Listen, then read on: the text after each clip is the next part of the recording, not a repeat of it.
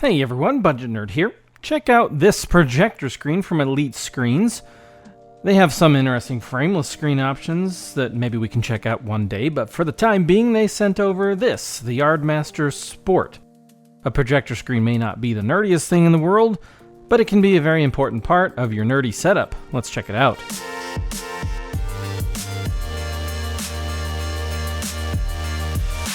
Thanks for checking out the video. The Yardmaster Sport comes in at $100 on Amazon. That price puts it right on par with the other screens of its type. The only Amazon review mentions it didn't handle the wind. It will handle a light breeze, but it is, after all, a large sail. It's going to move around, but if it gets too windy, just watch your movie inside. This particular screen comes with a stand and a carry case. Most portable screens that are far cheaper than this don't have stands, and usually you attach them to the wall or something else. The carry case seems to be made well, but the end of this zipper handle did fall apart on me, strangely enough. Since the screen only rolls up, the bag is about 94 inches long. The stand and the screen in the carry case weren't too heavy to carry around. The screen can be used on the stand or can be removed and hung up on the wall. It didn't come with hardware to hang it on the wall, but a couple screws in studs or anchors where there aren't studs, hanging it by the rings should do the trick. I didn't hang it on the wall just because I really didn't have the space, and I would rather have a widescreen set up on my wall. It really wants to always be completely unrolled, and it does look a bit too 4:3 for my liking.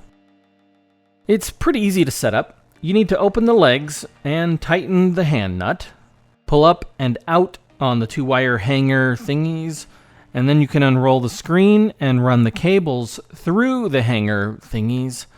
Then move the extensions where you want them and tighten those hand nuts, finishing by snapping the bottom of the screen into the clip.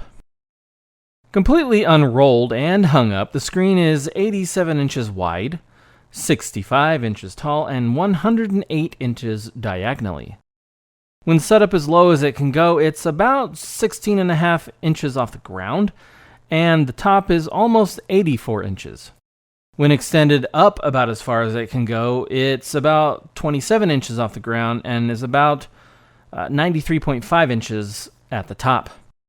There are markers on the back that will tell you where the center is and where you should slide the rings to keep the screen balanced.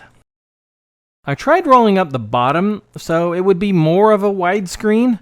I thought it looked better, but it wouldn't snap into the bottom clamp that way. It actually sort of creased the bottom parts of the screen when I unrolled it. It really is only happy when completely unrolled. Also, make sure you tighten the nuts away from the screen or it could create a bump in the screen. The material seems to be made well, and seems pretty sturdy. The white of the screen made the image look nice, but the image mostly depends on the time of day and the projector you're using. The back is completely black. It will prevent light from bleeding from behind, but that means that you can't do any rear projection. We watched a movie in the house, and it was just fine. We did a movie night outside for my mom's birthday, and it worked great. The projector we used for both events was the Toumei K1 3D projector. I have a video I just released about that as well if you want to check it out, link below.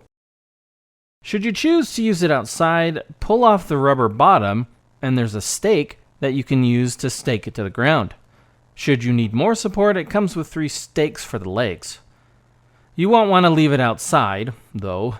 Take it down when you're done, unless it's protected from the elements and it doesn't get too hot where you are.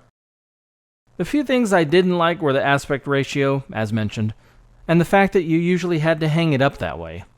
One of the plastic feet were broken when I opened it up. It could have been damaged during shipping, but it's hard to tell for sure. I also wonder if you can easily break the feet off if you hit them with a hammer accidentally when trying to hit in the stakes. I'm sure if you called up their customer support, they could help ship out another foot for it. Also, as I mentioned before, the end of the zipper on the carry case sort of broke apart on me. Not a huge deal, but you don't see those things break very often.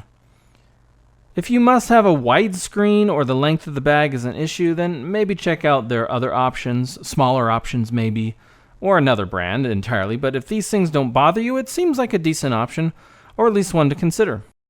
There's a link in the description if you're interested, and thanks for watching.